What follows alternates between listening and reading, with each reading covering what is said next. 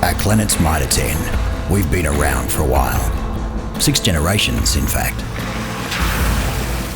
In the 1800s, we began carving a living from the forests of the south. And we weren't afraid of hard work, or getting our hands dirty, and had the determination and the drive to succeed.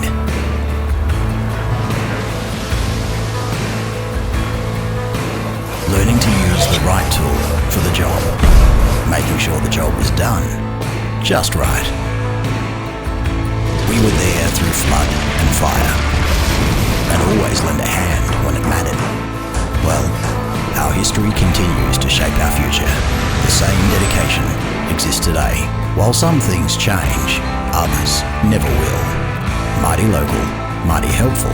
Clennett's Mitre 10. It's who we are and who we will always be.